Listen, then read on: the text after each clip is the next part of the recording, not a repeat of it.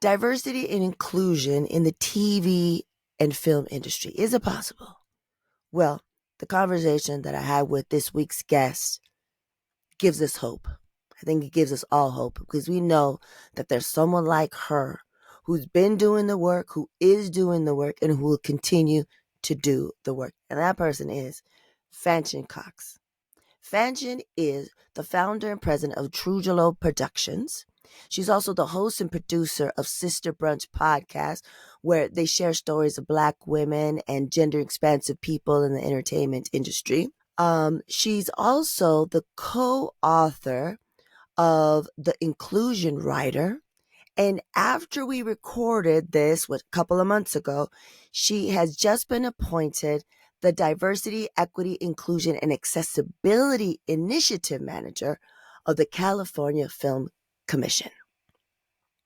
And talk about multicultural, she's the full embodiment of that because she's Danish, Cherokee, Blackfoot, and Jamaican. And this convo was supposed to happen last year, but we put a squash on it because of the strikes. We wanted to be respectful and we wanted to honor the mission of the strikes, not talk about anything entertainment, past, future, present. So we put it on hold and I reached out to her again a little bit after, the last ones were resolved to see if it was okay, allowed, if she had the bandwidth to do it. She said yes. So in this episode, we discuss her interesting multicultural upbringing, why she has a Chinese name, and the powerful meaning behind it. When she knew that this work in TV and film was her path, what the Inclusion Writer is, who co-authored it with her, and the realities of the real progress. And we're talking about what was going on pre-George Floyd and what was going on after George Floyd when it comes to all of this type of work. Things that, we have to accept when we work within a capitalist society. The real truth and what that means and what that is and the real love and the real justice. And how her podcast, Sista Brunch, got started and so much more.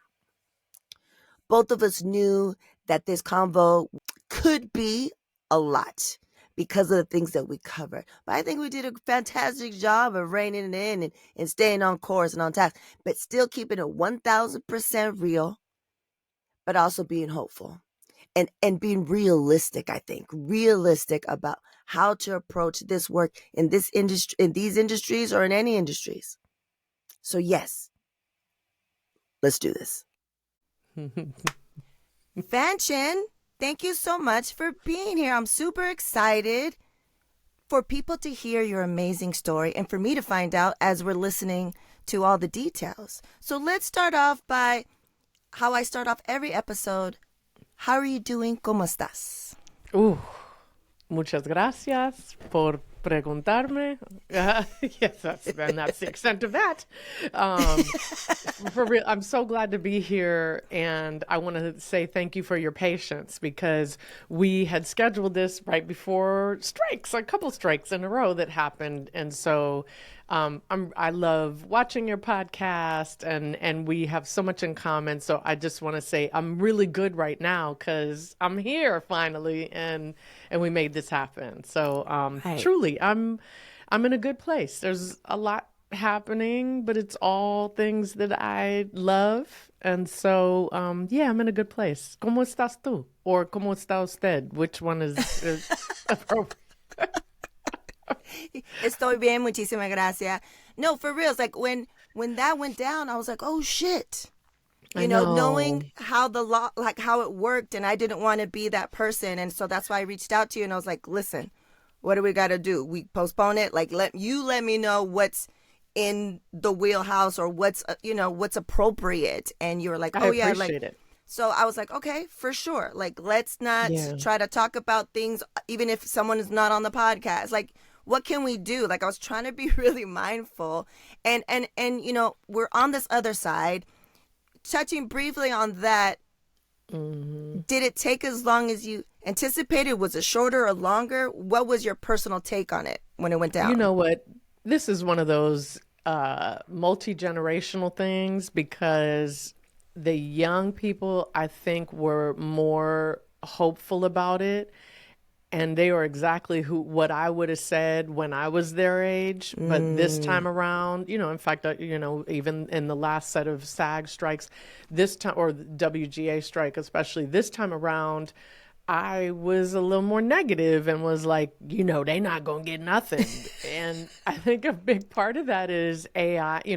I think young people, because they've grown up with tech, they're not Right. as afraid of it, and they feel a little more, I think, kind of in control to a certain extent. And I was Right. like, AI, there's nothing we can do. The train has run, we're out the station, we're good, we're not so good. And then so for me, it was quick, not in terms of the folks who have been were out of work and still stay out of work. But in terms of, at least, I think there was a more positive outcome than I expected. I'll say that. Got it. Yeah, man, when you toss the AI, and as someone coming from that tech world, but also being a creative, and also knowing the the the real world applications, how laws policy takes too long to catch up because Yeah. tech is so ever evolving. So Yeah. when the strike on all sides, the writers and the actors put in that perspective, especially like, oh, and I think it really hit me when I think it was who played, I can't think of names right now because perimenopause, you know how that goes. Sister, I'm with you. I might not be able to help, but I try. I just turned 54 on Monday, so I'm You really look with you. amazing. You too, Felicidades. sister. You look amazing. The guy who played why can't I think of his name, and I'm good with names. The guy who played the Hulk. Yes, he is fantastic. I love him too. But, two perimenopausal women is the worst possible thing. I love him because Mark Ruffalo, I love Mark his Ruffalo. politics. He's cool. He's good. He be doing some good Yes. stuff for us. Yes. Right. So when he said, listen, I saw, I love award seasons because all the round tables, I nerd out and watch every single one, You the do? writers, directors, Okay. producers, all of that. Love it. When he was like, listen, there's a studio right now that has thousands of hours of my likeness, my voice, that if nothing's done, they could do whatever they want in perpetuity. And I was like, whoa, that's when I think it hit me and probably a lot of others. Like, oh, they're capturing digitally for CGI stuff and all these different things. So, I mean, it's levels upon levels upon levels. We could talk a Yeah. whole episode about this, but this is about you. So, please tell us, where were you born and raised, and the interesting story of where your people are from. Oh my goodness. So I was born in DC, Washington, DC, which was Chocolate City at the time. Unfortunately, it has changed a lot, but definitely like all Black. My parents were self-proclaimed hippie communists. Black Panthers, they wanted to kind of make a difference in the world. When they got married, so my mom's white, she's Danish, Cherokee, and Blackfoot.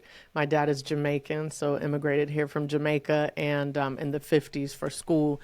And they got married when interracial marriage was still illegal in 16 states. So they were like, we're going to do this thing. They end up in DC, and again, this is Chocolate City, so it's a place where, like, even if I look the way I look and some folks don't recognize me as Black, I was born in a Black city and it was very clear from day one that that's what I was. And again, with a white mom, so I call it white adjacent, white privilege adjacent, all of those things too, right? Light-skinned privilege. Right. But yeah, so my people are like, mom and dad were both definitely grew up in challenging ways, financially, in terms of dysfunction in their families. But both of them really wanted for their children to help make change in the world. So I'll say, in addition to being therefore, Jamaican and Black and white and Danish and Cherokee and Blackfoot, I have a Chinese name. So my first name, Fanshen, means to turn over or turn the body over in Chinese. And it was the title of my parents' favorite book about a small village during the Mao Revolution in China, when this village took on this word to mean to turn over all the power structures. Revolution.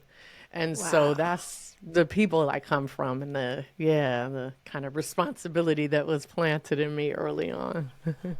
Wow. So it makes a lot of sense if you think about it. If you think about their favorite book, what the name means, how the people used it, the revolution, where you were born out of, how it was illegal, your parents' love, and the work that you've been doing and the work that you're doing now. Like, it makes sense.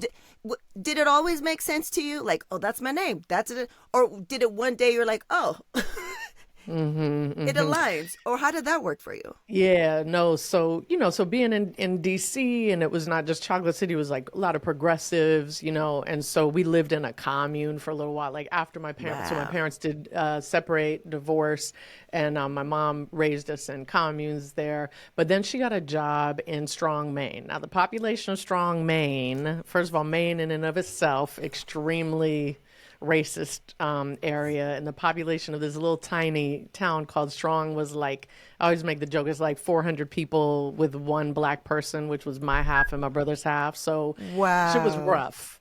And in Maine, I told people to call me Joanne. So, but we moved. She was there for a year. Fortunately, I think it was clear that it was not the healthiest place for any of us to be in, because also my mother came out. So after my parents' divorce, my mother came out as a lesbian. So raising these, so we then moved to Cambridge, Massachusetts, very progressive, lots of, at the time we called us mulatto, biracial, but also a lot of two moms, two dads, a lot, kids named Sunshine and Freedom. So then it was like, oh, okay, this is our place. And that's where I started to embrace my name and start to understand the meaning of it. And, but I know, it's it's geography, whether or not you can live fully in this country and in others, right? Is like, how fully do you get to be liberated and all the things that make up who you are? And geography has a lot to do with that. So I was really lucky that eventually, so I was about 9 when we moved there. That's formative years. Yes, for sure. Because you could have a progressive household, but you're not living in that household 24 hours a day, especially at that age. So it's really about where you're going out, what is the environment. And I'm super happy to hear that your mom wasn't self-involved to where she was just thinking about her. She seems like she was, had evolved enough to say like, oh, this isn't safe for my children. Let's move here, and also wasn't safe for her, I'm sure, because if she came out during that time, levels upon levels, like, that's crazy. Yeah. That's crazy. And it's great that you were able to find a place first and foremost, because you could have been searching.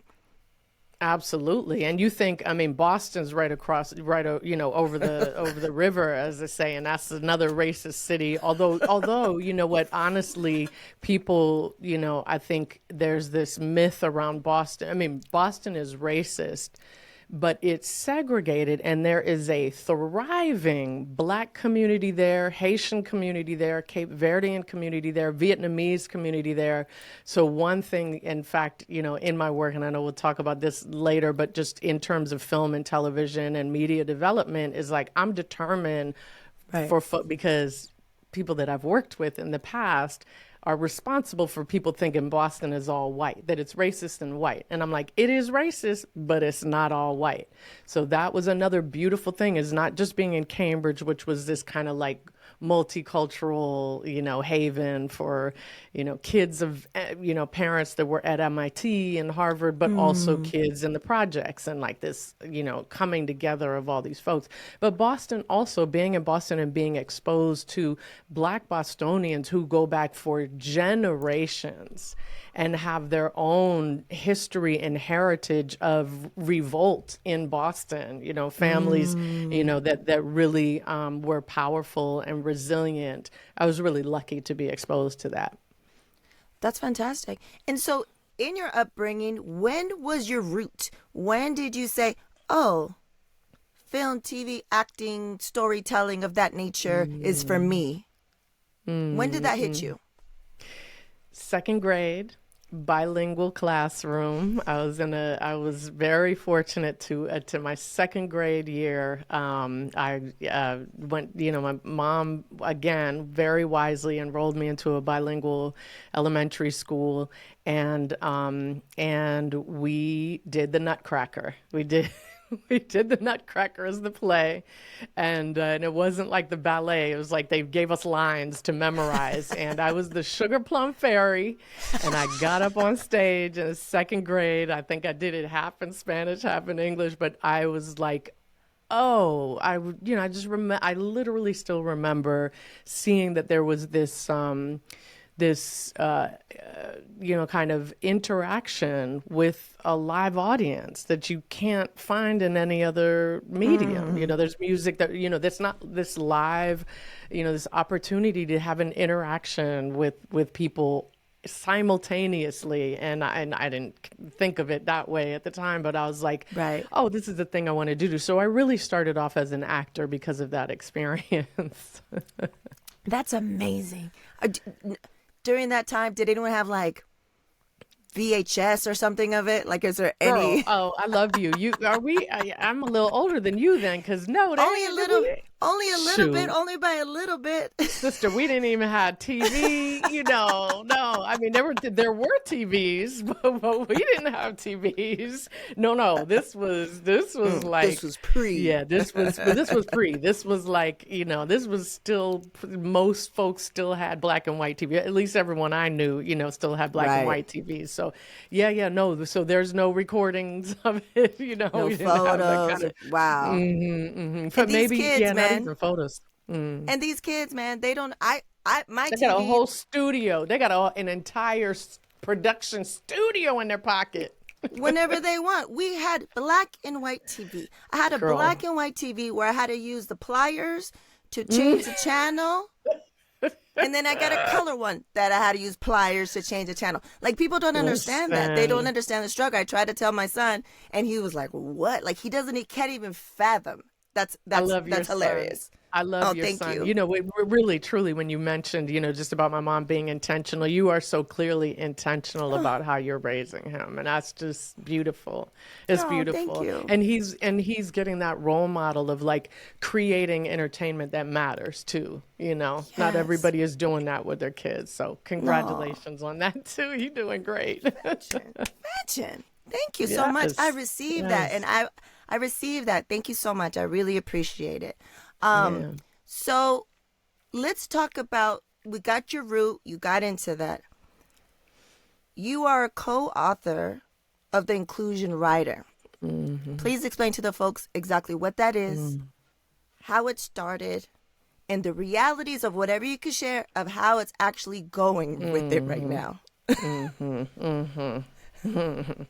Right, because there's George Floyd, then there's post-George Floyd, which is, So, so the Inclusion Rider is a legal addendum, meaning like an addition that you would add to a contract. So in Hollywood, when you're starting to negotiate to be in a movie, let's say, a celebrity is negotiating their contract with a studio. Their attorneys draw up paperwork, right? Legal contracts. Then you can add things called riders, and it's not writer, but RIDER. It's a rider, a thing that you would add to a contract. A lot of celebrities use these things to say, like, I want a luxurious trailer during the whole time we're shooting, or I want, all brown M&Ms in my, Right. some bullshit. We said, what if we have in your rider, create a rider for you that says that the studio or production company is going to commit to a process of inclusive hiring. And by inclusive, we mean Black, Brown, Asian, LGBTQ, people with disabilities, color, darker skinned people. Like we mean get this right in a way that reflects what the world looks like, and in ways that you have historically disappeared us from. And so that's what it is. And anyone with leverage that is going into negotiating their contracts can bring this in. It's open source. It's on my website. It's on the attorney who created it on her website. Like it's on and it's a template. So your attorney can take it and, tweak it for what you need and take it into your negotiations. So I created this with two other women. One of them is Dr. Stacy Smith at USC. She does a lot of data collection and analysis on representation or lack of representation in the industry, and uses it in really strong ways to kind of shame the industry, ultimately, and just say like, do you see this? Like maybe you don't see it. So here's some numbers, since numbers mean so much to you in Hollywood. Right. And then the attorney who wrote it, who is brilliant, her name is Kalpana Kodagal, and she is a civil rights attorney with an expertise in labor law. So she was able to really create a document that is rock solid and that is about change, like true systemic change in the industry. So that's what the Inclusion Rider is. We started working on it in, I think, like 2016, and pushed for, kind of internally in Hollywood, took it around. And then in 2018, Frances McDormand referred to it when she won the Oscar for the Three Billboards movie. And that was amazing. So, all these people, Michael B. Jordan and all these folks signed on, and, Matt Damon and Ben Affleck, who I was working with, I should say, also publicly agreed to use it. And then, much like happens, all those promises suddenly start to get chipped away. And that was either like, oh yeah, we're doing the Inclusion Rider, but it was like half of what we said you needed to do, or a quarter of this process. It's a 4-step process. They were doing one of the steps. But oh yeah, we have our own Inclusion Rider, we have our own writer, and they weren't doing it. And then 2020 happens, and unfortunately, that was the catalyst for, lighting a fire up Hollywood's butt again. And so they start to make all these hires, and they reach out to us. Oh yeah, tell us about this thing. And, and so we did a new version of it, and we also wanted to learn and get better. So we updated our language, like I said, especially around like colorism. We consulted with disability rights activists, before we had just kind of added that language in, and so then it had this new life. We partnered with Color of Change, the civil rights organization that, is very powerful. And so then it kind of got renewed, and the Grammys used it for the Grammys, the Recording Academy used it for the Grammys. They used it for New York Fashion Week. And so that was great. And then everybody started being like, well, we gave you Juneteenth, what more do you want? And so now we back on that slump again of having to, remind folks they said they were going to use it, and and continuing to iterate on our part. Like every time they put up a barrier, we go back to work and we're like, oh, okay, here's the answer to that barrier. Right. So one of the barriers has been, you're expecting us to make all these hires, but the people don't exist. The talent to hire doesn't exist. And we're like, yes, they do.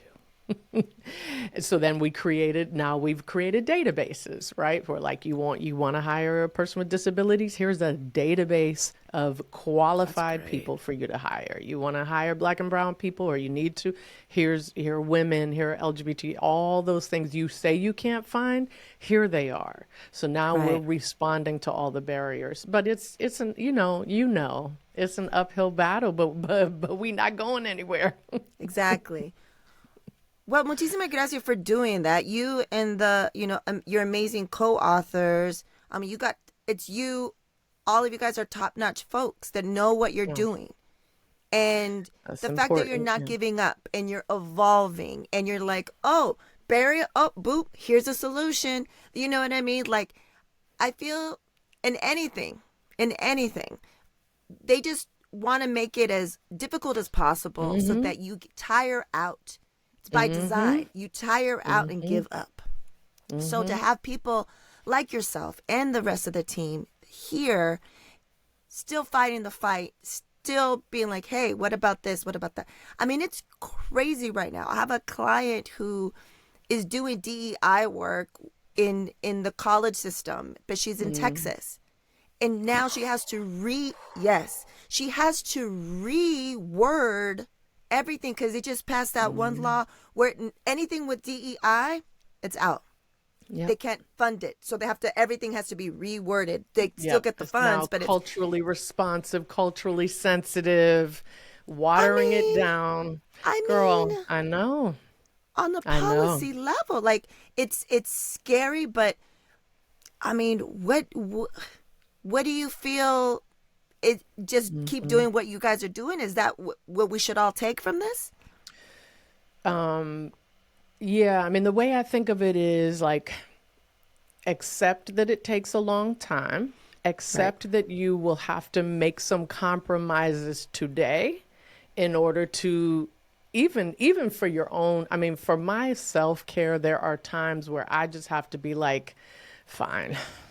And, and move on to the next project, or, take a nap, or, whatever. I have to be like, if you're not so perfect example. First of all, I will say, I love Matt Damon and Ben Affleck. We've been great friends since we were 9. Matt and I met when we were 9. He's he's the younger brother of my older brother, and his older brother were best friends. And so we would tag along with them, and we did theater together, and we had this incredible high school drama department. So we became very close, and same with Ben. So I do love them. I also feel like they could do better. I feel like when you are in a position of power, you should be like Mark Ruffalo, for me, is an example of somebody who like puts himself out there publicly and then walks the walk. And I think that Ben and Matt walk the walk in the way that they believe is the right way. And they need folks around them to be like, you could still do better, right? Right. And so when it came time to decide what was happening with their company, their company was kind of shutting down. They were starting to think about starting a new company called Artist Equity. And I had time to think about, okay, what do I want to do next? And I started my production company called TruJuLo. TruJuLo stands for Truth, Justice, and Love, because we uplift stories that speak truth in pursuit of justice and service of love. And all of those things that for 6 years while working at Pearl Street, I had to justify us making, right? I had to go to people who haven't had the experience of the kinds of stories that I believe in and the kinds of people that I believe in. They don't have that perspective. And it got frustrating to have to prove their worth, prove the worth of those people, prove the worth of those stories. And again, they're smart, and they have a business sense, which is important. But if I have, it's hard enough to have to get a project made. But if you also have to just justify its existence, I got tired of that. And so I said, I am going to start my own company so that I can be in charge. I get to be the person who helps say yes to all these projects that I had exposure to but couldn't develop. And so Right. now that's what I'm doing. And so to your point, I Yes. am both accepting the limitations of this industry. Look, it's a capital system, so that in and of itself is like I'm accepting that I am working in a capitalist system.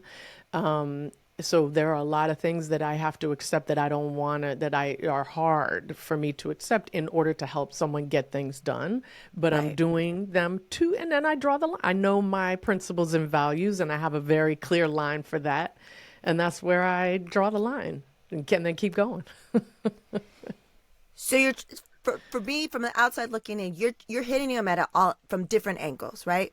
You have this writer, you have that way in. Like, how can we get this in? Because we've done the work. Here's the directories. Here's this writer. Here's the systems. Like, you're not just like, say you're going to do this, but how are you going to check on it later? Like, how are you going to check on it and make sure that your people are implementing it correctly? And then you're like, you know what? You're not giving me a seat at the table, so I'm going to build my own table over here. Exactly. That's exactly. Yep. And I think that's a great lesson for anyone who's listening or watching, especially the young folks. You know, Yep. it's, as women of color, as people of color, disabled, any marginalized community, these are the barriers that, like you said, this is just the reality of what it is. We can be hopeful and wish that it was all a certain way, but it's not. You have to figure out what it actually is. Yep. Look at the system as a whole. Look where you fit in that system. And then see where the cracks are. I think that's what we're all doing. And then tell each other, be in community. Yes. And have these conversations. I just got back from a 3-day retreat where we're just like, what do rich white men do? They're in these exclusive clubs. They tell each other information. They disperse information, and they recommend each other for all the things. So why don't we do that? Why don't we have these why don't we have these community meetings and like, hey, like I've dealt with this person. Maybe I'm not gonna put it on blast. But if Fanshen, oh, you're gonna be working with such and such. Well, this is my experience. That's a landmine. Move accordingly. Yes. Or this person is going to literally try to lowball you. Go in on this. Like all that information that the system, the people that are creating the system, the way they work, we have to think that way, the way they operate. But then also include like your production company, right? Yep. Truth, Doing our justice, own and thing. love, the way Yes. we build, because we build differently. Because we're not just out here trying to right. build to get this money. We need it. I like nice things, but I'm trying to, I think you and I, that's where we align. We're trying to uplift our community. Gracias for listening or watching Word to Your Mama. I have a unique cross-section of guests on here because I'm a purpose-driven creative consultant who thrives at the intersection of creative innovation, technology, and community impact. There are a few ways we could work together. So check out ritzyperiwinkle.com to learn more. We're trying to because that's a create nice an thing. impact. That's what makes, that's our jewelry. That's our, that's like all those nice things that we like. So I'm so glad you said that, Ritzy, because I'll go a little deeper into truth, justice, Yes. love. I mean, it's not, on the surface, it's exactly what it is, right? Is like, if every project I touch at my production company has to include those elements. And then I go even deeper into that. So by truth, what I mean is, because people are always like, and especially since a certain person was, president for a while, right? Like, Right. what's truth and who's truth, right? Right. So I'm like, that's rooted in the non-dominant narratives. That's where you find it. You want to find the truth, it's in the narratives that in our history books growing up. And I was even in a progressive city, and we were still talking about Columbus discovering America, right? Right. So who was here before that? That's the truth. The truth lies in those folks, right? The people who created these, who were here. And it is historical. And that's when I talk to young people, I say, and especially young people who are grappling with their gender identity and their racial identity. And I'm like, those things are not in a bubble of you right now and who you are. You need to look historically about the fights that happen, the struggles that happen to get to you to where you can identify as non-binary, as an example, right? Like, and I'm down with it, but also there's history there that you need to understand. So truth is that history. Right. As we start to tell the full truths of that history, that is our guide for pursuing justice. Because if we haven't told that full truth, we keep pursuing justice based on a very limited amount of truth.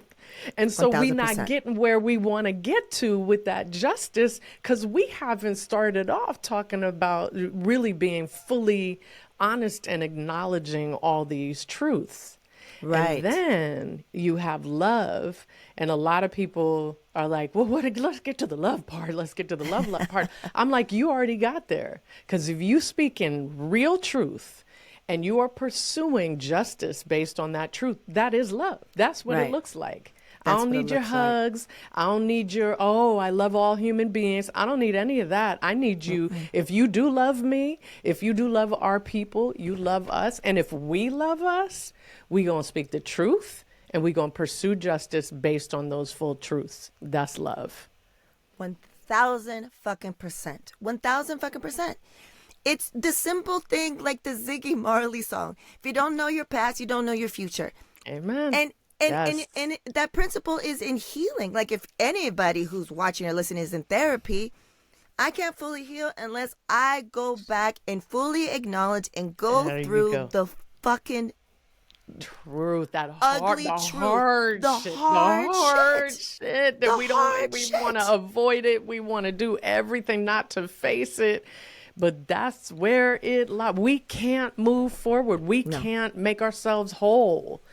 In a justice way without doing that work. Yeah. Right. And we're loving up on ourselves when we do.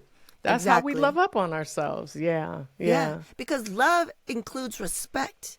And so that's exactly. Respect. So if you one of these like I'm colorblind people, that's that's not truth. The truth is we can't live colorblind until we can someday far in the future. Fantastic. Oh, we can all live that way. But although I prefer colorful, right? Yes.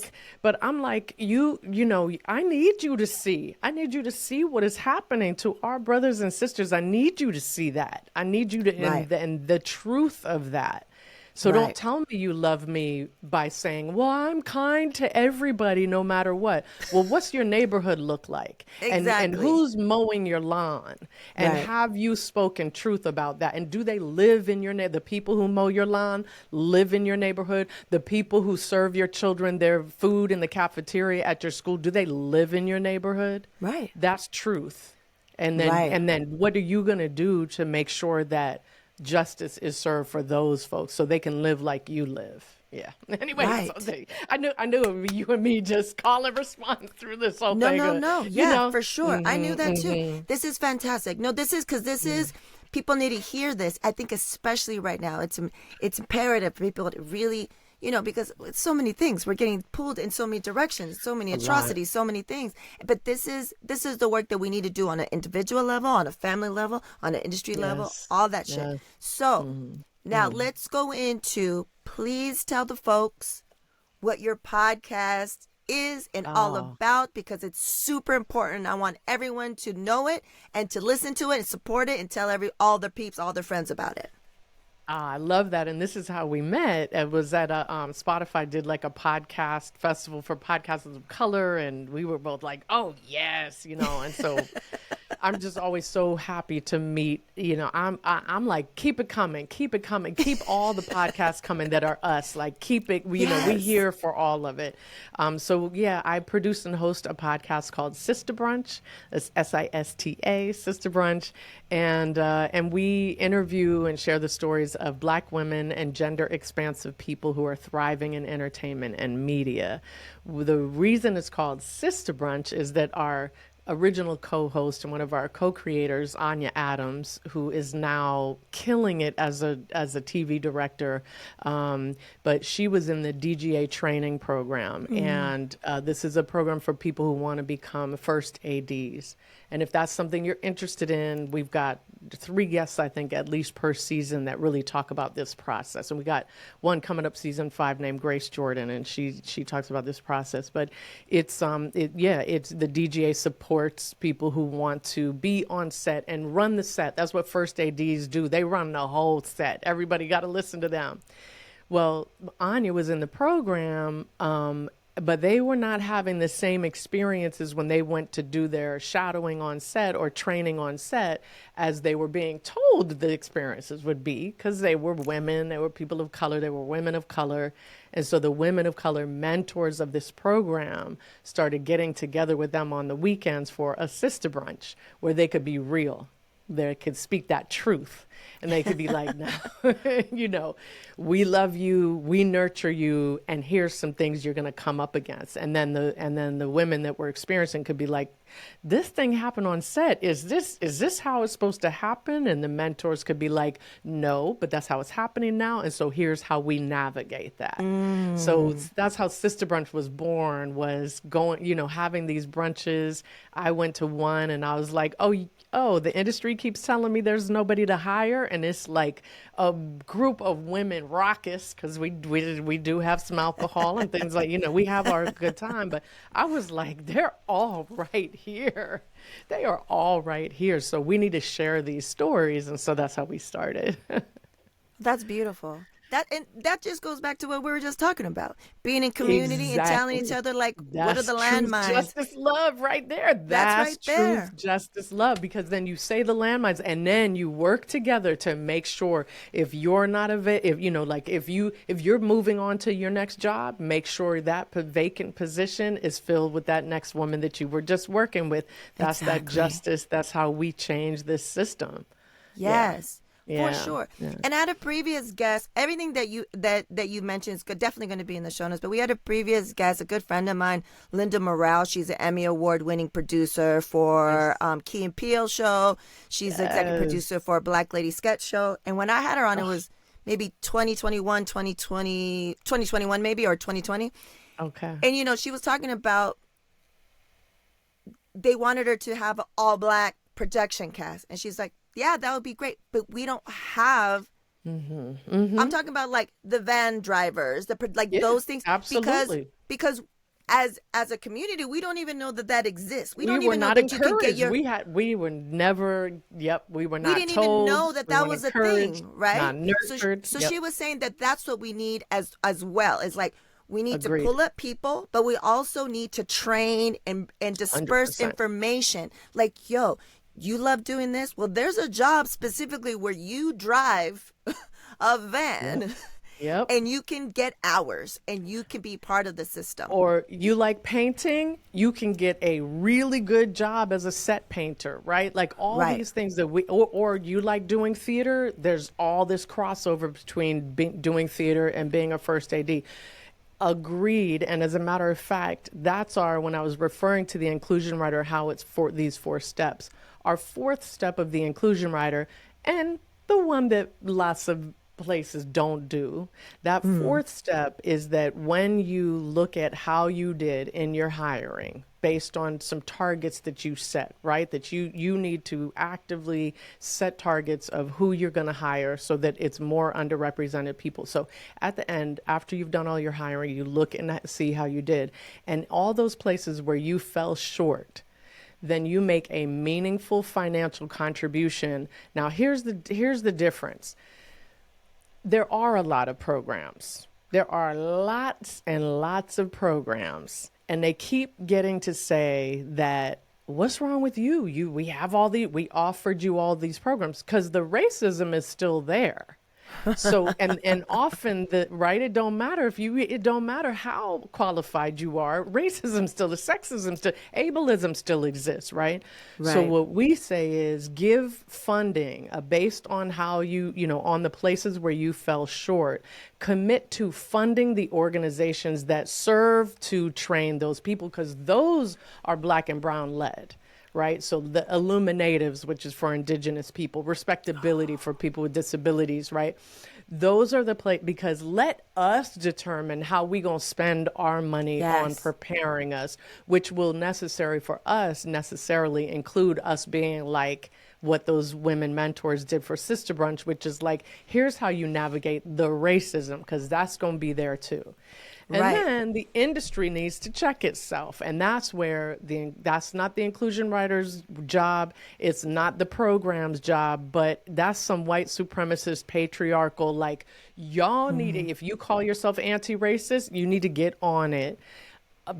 Acknowledge all the policies you've had, or the non-written policies, right? The implicit bias you've had that's leading to what these productions look like, and you need to check yourselves, right? Like, that's on Right. you.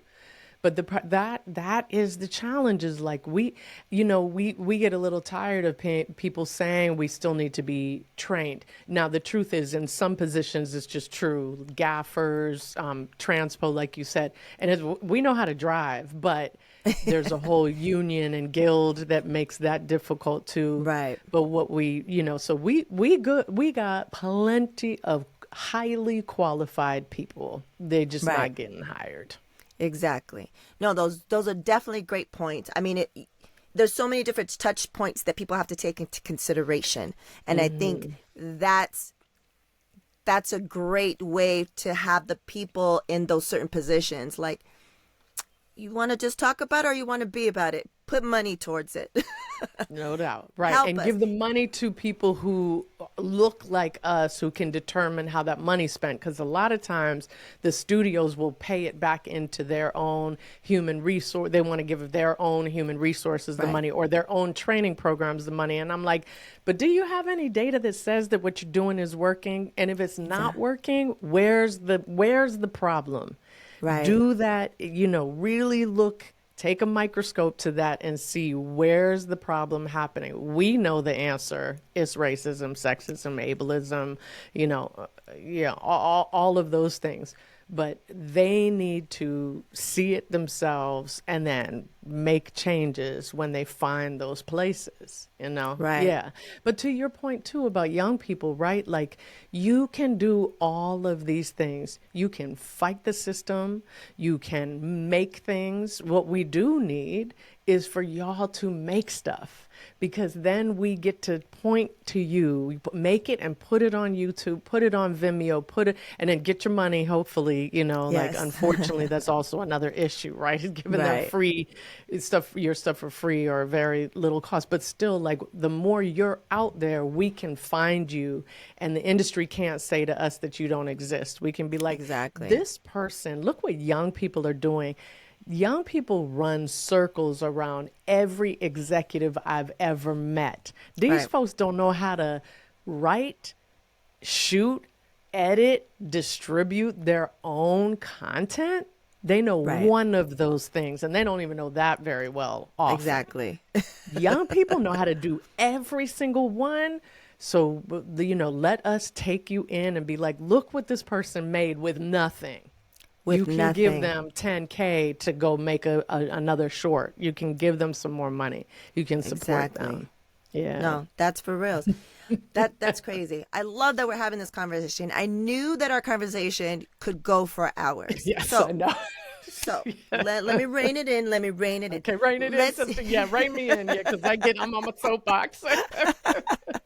But I love all the points that you've discussed already, Yeah. because they're very, very important, and people need to hear it and soak it in and take action. So let's get into the questions and comments from the audience. Okay. Oh, This I is love it. This is Chris, and I always mess up her name. We know who we're talking about. Chris and Sia, who is the CEO of My Lens Media, that Yes. specializes in supporting creators who want to develop their editorial and audience growth strategies. She asks, do you find it easy to continue to center people in the heart space in the industry like Hollywood, where it can feel really hard, especially for someone who was focused on equity and creating space for under-recognized creators? And under-recognized is a term I heard from Chloe Ngwangu when I interviewed her on my show, Audio Diaspora. Episode dropped last week, which is going to be months from when this drops. So that's from Chris. We love her. That's actually how I found out about Sista Brunch before I met you, because she told me she was doing it because we go way back. And I just have to say, and shame on me for talking about Sista Brunch and not talking about the fabulousness of Chris Nsiabwadi, because Anya and I were just like, we have an idea for a podcast. She was like, well, here's how you do it. And then she ran it for our first 3 seasons. So how dare I? And how fortuitous that she's asking that question. I love under-recognized, right? Because the point is, like, we got to put it on them. Although I also still, I can't stand that we also still, in some ways, are still not able to own who we are and our identities, because it's always like the oppressed, the under, right? And so that's tough. I like to, especially for race, I like to spell it out. I'm like Black, brown, Asian, indigenous. Like, that's what I'm here for, right? Exactly. But yes, I mean, so how is it to continue to work in the heart of it? I think is like the gist of the question. And it's back to everything we just said, which is like all of us have a role to play in different ways. So I love that there are all these amazing independent filmmakers coming up out of film schools, from the big ones to the smaller ones, who are like, I'm gonna speak my truth. I love organizations like Film Independent that are very much about, like, we honor independent filmmakers and therefore filmmakers who are authentic in their storytelling. And in order to have the widest visibility and in order to have the funds to be able to support people like that, somebody's also got to push Hollywood to support that work. I'm on that line because I talk a lot of trash. So I can't always get things done in Hollywood the way others of my colleagues are more appropriate in Hollywood, right? Like maybe they wear their hair straight and they get their nails done, and they work at Disney, at studios, and we need them too. And then we need, like, the Melina Abdullah, the woman who runs Black Lives Matter LA at Cal State LA, where I did my MFA and taught for a couple of semesters. And homegirls, like, getting arrested, every weekend. And we need all of it. What we don't need is some Candace Owens, say that. We don't need that. No, we don't need that. That is, does nothing for anybody. Nothing for Except anybody, for them. but we... Exactly. but absolutely we need folks who have the stamina and the relationships to who in Hollywood. And for me, that's been always a part of, like, what I felt was my responsibility because of my relationship with Ben and Matt. And I'm like, if you have that kind of access, you best use it. Yeah. To do some good shit. Right. I love myself some Christabel Nsiabwadi. I mean, speaking of walking the walk at also a studio. Right. Exactly. She doing it. She's doing it. She's doing it. And that event that she put together with her team was so a good. Joy to see. Black and Indigenous podcasters that are telling these amazing stories, winning awards. Producers, the actual, all up on stage, and to look around, be at a table and look at the other tables and see nothing but color. Yes. That gave me so much hope of, like, okay, we need more people telling stories. There's never enough podcasts. People are like, why do you help other people put out podcasts? And I was like, because we need more of it. It's not competition. Yes. It's not competition.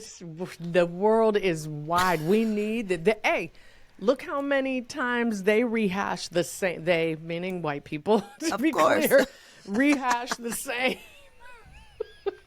same story, the same, another hospital drama on TV, another, crime drama on TV. I'm like, and you telling us we can only have one podcast? Right. Oh, No. man, like no, we are multifaceted. We are multifaceted, and we should create, and support, nonstop. Exactly. Yes. Nonstop. And that's what you do. That is what you do. I love it. It's so good. Okay, Fanshen, let's get into the not so rapid fire questions, the AKA slow as hell questions. Are you ready? Hold on.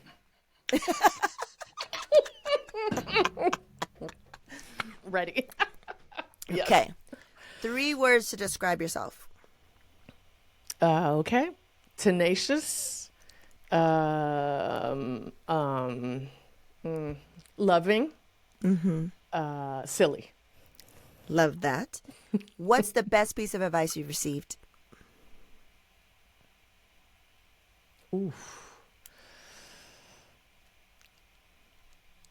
Okay, I will say as I get older, and I can't believe I'm saying it, but I really am learning this. Somebody did tell me that I don't have to say everything that I think.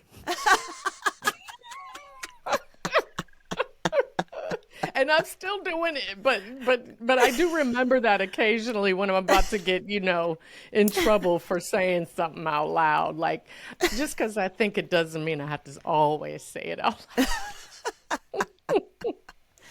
True. I think there's a time and a place sometimes, and I think yes. I'm learning. Yes. Because if we want to get the work done, we can't always, we gotta, think before we say things sometimes. Exactly. Because sometimes maybe the essence of what you're saying is 100%, but maybe the delivery is something different. Or maybe, absolutely. You know what I mean? Or maybe, let me not keep it 100, but let me keep it 95, 90, there you, 80. There you go. That's what, yes. I could just shave off the 2% and I think we might all be okay. Might get maybe some we stuff can enter done. better. Yeah. That makes sense. That makes sense. Yeah. So the next one is, what's your go-to song when you need to get hyped? What's heavy rotation when it's like, I need it? Yeah. Bob Marley's War. Oh, you just went like this. Most people have to think about it. Yeah, no, that one is, because yeah, that I is. love it. I mean, War. I mean, the whole Survival album, but War is like that's Fantastic. Because it's this monologue about we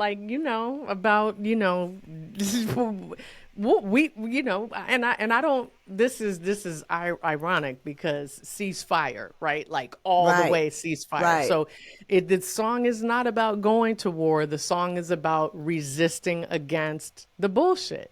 Like being aware of it and saying, absolutely not. You're not going to treat me and my people this way.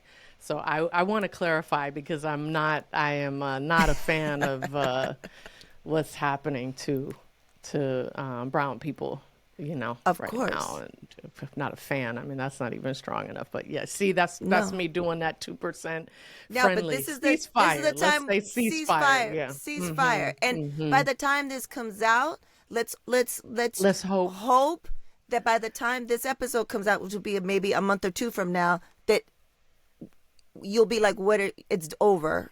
I hope so. I hope so. The genocide has ended. The people are free, or some resolution of some sort. Let's hope for that. But your song is going to be added to the Word to Your Mama Guest Hype List song playlist, and it's going to be moved to the front when your episode drops. I'm 100% sure that it's not the first time Bob Marley's on there, but it is the first time that specific song is on there. So thank you for that. And the final question, Fanshen, is what will be your legacy? Save the hard one for the last one. I mean, so at the end of every Sista Brunch episode, we ask our guests, we say, you're sitting down to a Sista Brunch with your younger self. What are you both eating? What are you both drinking? And what do you tell her? And then each season we compile those for our final episode. And I have this one that I'm like, yeah, this is the one that I want every Black, brown, indigenous, Asian person, no matter what all your other identities are, if that is part of your identity, I want you to know that you belong in every room, space, area that you ever want to be in. You belong there. So don't you dare question whether you belong in any space that you want to be in. Right. A bar.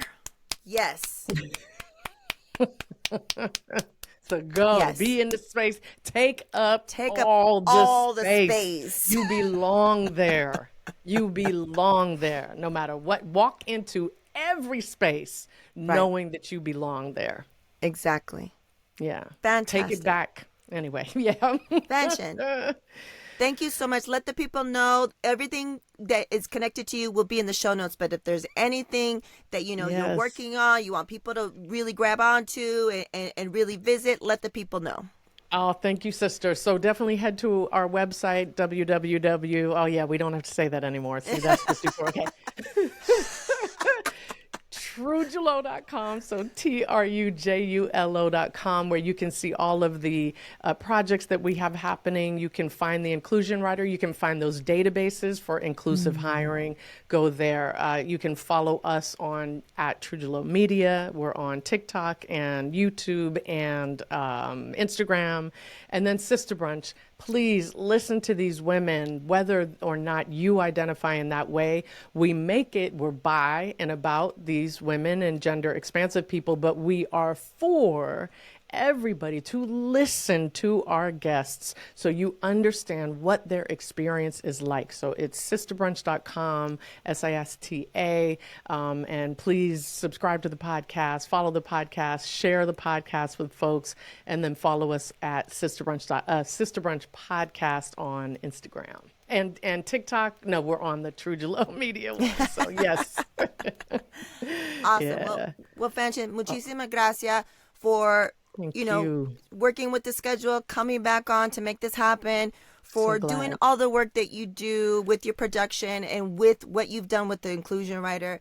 I have no doubt that the work you're doing won't stop, will never stop, that you would, if anything, I feel like you're going to go even harder. And I love the stories and the things that you're doing with your production company. And I know you were just at Sundance, and that coverage and seeing that on everything and TikTok. Like, you guys are really doing some real important work and providing a space for important voices. So I just want to say thank you so much. And I'm excited just to see everything that you're doing just expand and grow and touch and make even of a bigger impact. So muchísimas gracias. Oh, thank you so much. I'm all of that right back at you. It's such a pleasure to follow you, to support you, to continually see the amazing guests that you have on here and be inspired. So all of that right back at you. Thank you so much. Thank you.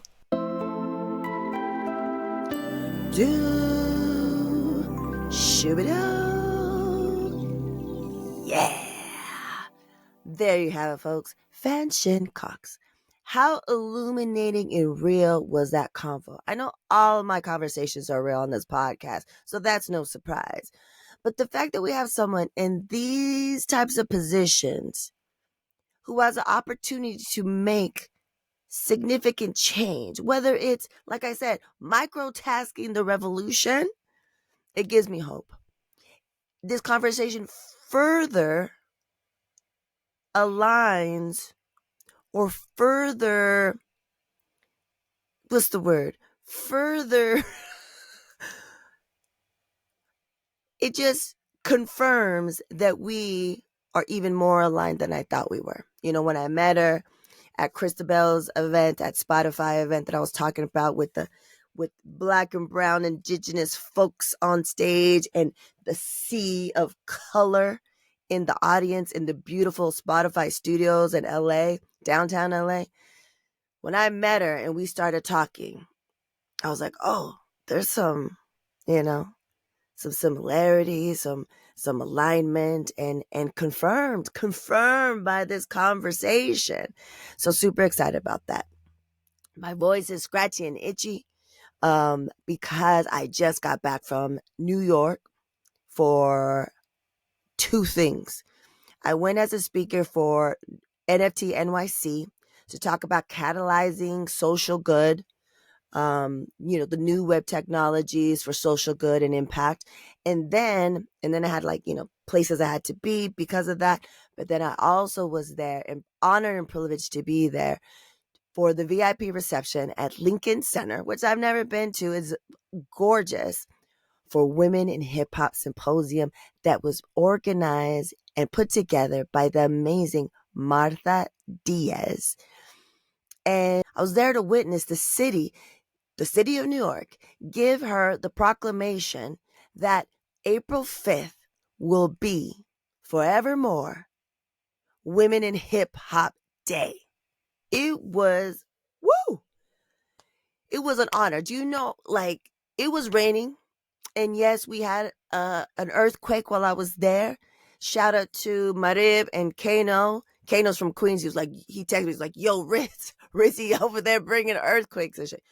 Earthquakes with aftershocks. We got there, it was raining crazy with the wind. And when you're in New York, you gotta huff and puff it, even if you're taking Ubers. But I was taking Ubers. I was taking a lot of subways because I was detaching myself from the group, going to different things, and just I mean, it was crazy. But anyways, I made it to the VIP reception, ran into my homegirl, Two Fly. Should have her on the podcast soon. And then met her friend. And then I got to see, there was this one point where I was like, is that Jazzy Joyce standing there? I was behind her in the VIP reception place. And I was like, is that Jazzy Joyce right there? I was like, I don't know, because she looks different from what I remember. And I was like, I don't know. There's who do I ask? I don't know too many people here that were at the reception. And I was like, oh, I want to go up to her. Maybe it's her, maybe it's not. I want to tell her how much I appreciate and love her and take a picture with her. And then I was like, no, I don't know. And then she left and I was like, oh, and then I had someone come, my friends came back and I could have asked them, but shit, I didn't have the opportunity. And then I saw something today that confirmed that was Jazzy Joyce. And I wouldn't have had the balls, but one of my favorite songs that I would always recite is a song that she did with Digable Planets. And she's saying it herself. She's like, Jazzy Joyce on the wheels, Jazzy Joyce, no one smoother. Fatter than a 95 Land Cruiser. Something like that. Anyways, to be there was magical. And to meet Martha Diaz, so many people were swarming her. And I was like, I got to bounce. I was able to catch one panel before, go to the VIP reception. And then I had to bounce. And I was like, ooh, I want to meet her. We're 1 degree separation. She's a Latina preserving and doing all this stuff for hip hop. So I was waiting, but I didn't want to be rude. So people the mayor's office just gave her something and it was photo opportunities. And I was trying to inch my way. And then she saw me between people and she's like, Ritzy. And I was like, yes. So I got to hug her. We got to take photos. I got to tell her thank you. And I can't wait to have a conversation. I can't wait to hook up, link up, see what we could do together. You guys know how important hip hop is to me. You just heard Carmelita's episode. If you haven't watched or listened to that one, go listen to that. But, women are getting their shine. They're just due. They're just desserts. The respect that they should have always had, but never got. And having these conversations, I know that's the first of many more. And it turns out my homegirl, a previous Word to Your Mama guest, Dr. Rachel Ramus, she was supposed to speak at that. But she had to do another amazing event that she put on for disabled directors at the Directors Guild in LA. Because she texted me, about it. And I was asking her, do you know Martha D? She goes, yeah, I was supposed to speak at that event, I was like, small world, small world. Good people know good people, especially women in hip hop. And I know there's more that I need to meet and connect with because our stories are so similar. So, anyways, and you know the word, you know I have We Are My Ancestors Vintage t-shirts, but I have some new designs that I tried out because I wanted to rep at NFT NYC and at the Women in Hip Hop Symposium. So this is one of the colorways. I don't know if you can see that. This is one of the colorways. If you guys like it, let me know. I'll add it to the shop. I'm also looking, the reason why I don't, listen, I've heard it. I'm a V-neck girl. I look better in a V-neck shirt.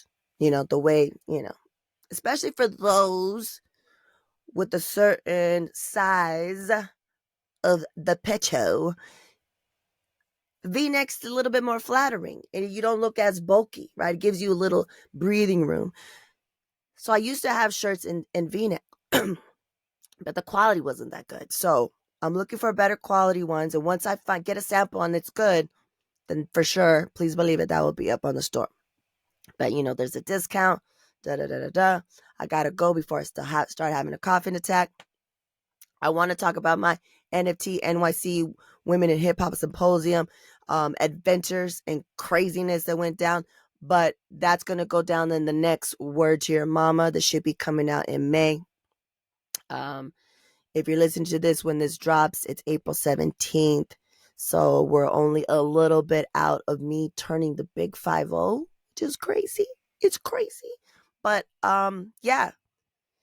Thank you for the support. You know how you can further support us by telling your folks, telling your peeps, telling your friends. You can listen to this and watch it. That's the latest and the greatest. Watch the whole episode.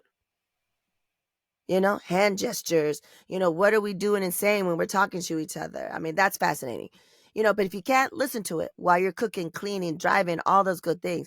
But if you get a chance, put it on. You can listen to it. But then, you know, occasionally look over and see the stuff. Subscribe, even if you're not going to be watching a group of them. Subscribe, because I'm trying to get the numbers up so this can get monetized. Like any way we can support so that we can get more diverse voices out there. And also, there's going to be an announcement about a tech podcast that I'm coming out with this summer. So make sure to listen for that. I'm excited about all these things. So muchísimas gracias for the support. And as always, we reap.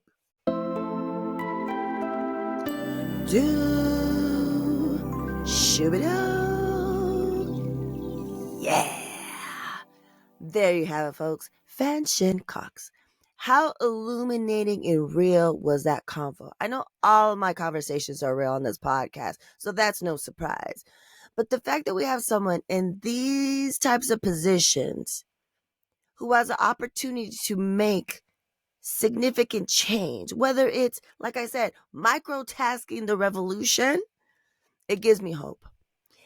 This conversation further aligns or further, what's the word? Further,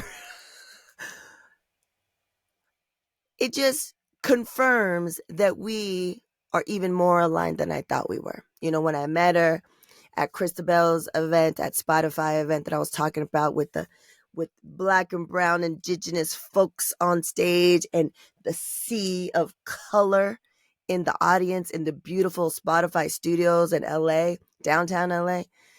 When I met her and we started talking, I was like, oh, there's some, you know, some similarities, some alignment, and confirmed by this conversation.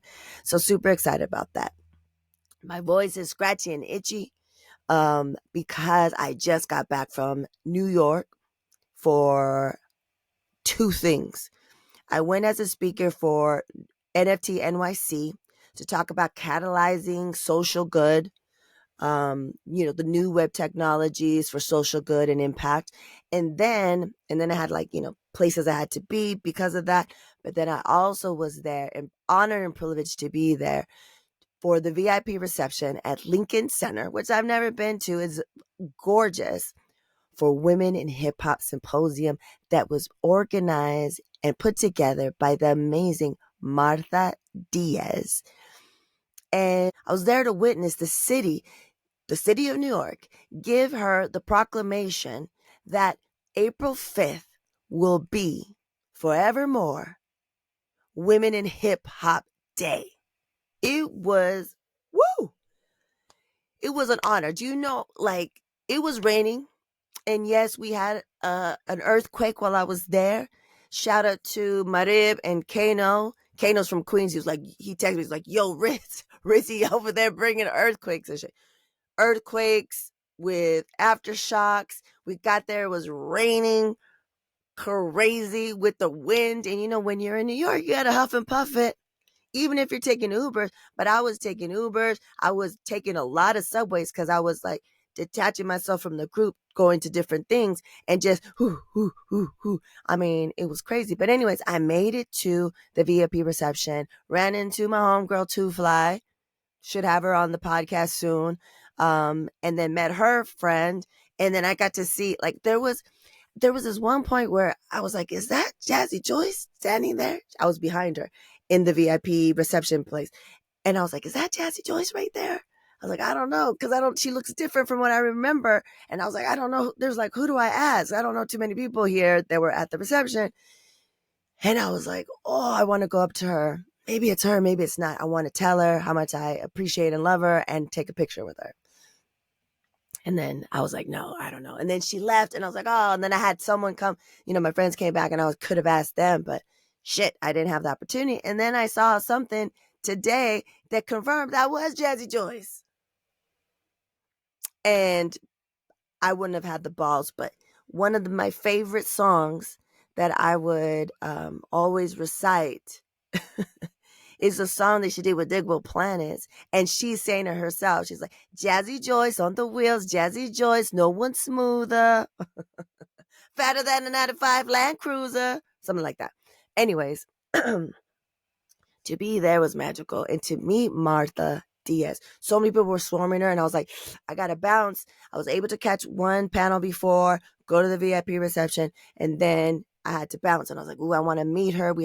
We're 1 degree separation. She's a Latina preserving and doing all this stuff for hip hop. So I was like waiting, but I didn't want to be rude. So people the mayor's office just gave her something and it was like photo opportunities. And I was like trying to inch my way. And then she saw me between people and she's like, Ritzy. And I was like, yes. So I got to hug her. We got to take photos. I got to tell her thank you. And I mean, I can't wait to have a conversation. I can't wait to hook up, link up, see what we could do together. I mean, you guys know how important hip hop is to me. I mean, you just heard Carmelita's episode. If you haven't watched or listened to that one, go listen to that. But, women are getting their shine. They're just due. They're just deserts. The respect that they should have always had, but never got. And having these conversations, I know that's the first of many more. And it turns out my homegirl, a previous Word to Your Mama guest, Dr. Rachel Ramus, she was supposed to speak at that. But she had to do another amazing event that she put on for disabled directors at the Directors Guild in LA. Because she texted me, about it. And I was like, because I was asking her, do you know Martha D? She goes, yeah, I was supposed to speak at that event. I was like, small world. Good people know good people, especially women in hip hop. And I know there's more that I need to meet and connect with because our stories are so similar. So anyways, and the word, how we are my ancestors vintage t-shirts. But I have some new designs that I tried out because I wanted to rep at NFT NYC and at the Women in Hip Hop Symposium. So this is one of the colorways. I don't know if you can see that. This is one of the colorways. If you guys like it, let me know. I'll add it to the shop. I'm also looking. The reason why listen, I've heard it. I'm a V-neck girl. I look better in a V-neck shirt. The way, especially for those with a certain size of the pecho. V-neck's a little bit more flattering and you don't look as bulky, right? It gives you a little breathing room. So I used to have shirts in V-neck, but the quality wasn't that good. So I'm looking for better quality ones. And once I get a sample and it's good, then for sure, please believe it, that will be up on the store. But, there's a discount, I got to go before I start having a coughing attack. I want to talk about my NFT NYC Women in Hip Hop Symposium adventures and craziness that went down. But that's going to go down in the next Word to Your Mama that should be coming out in May. If you're listening to this when this drops, it's April 17th. So we're only a little bit out of me turning the big 5-0, which is crazy. It's crazy. But yeah. Thank you for the support. You know how you can further support us by telling your folks, telling your peeps, telling your friends. You can listen to this and watch it. That's the latest and the greatest. Watch the whole episode. Hand gestures. What are we doing and saying when we're talking to each other? I mean, that's fascinating. But if you can't, listen to it while you're cooking, cleaning, driving, all those good things. But if you get a chance, put it on. You can listen to it. But then, occasionally look over and see the stuff. Subscribe, even if you're not going to be watching a group of them. Subscribe, because I'm trying to get the numbers up so this can get monetized. Like, any way we can support so that we can get more diverse voices out there. And also, there's going to be an announcement about a tech podcast that I'm coming out with this summer. So make sure to listen for that. I'm excited about all these things. So muchísimas gracias for the support. And as always, we reap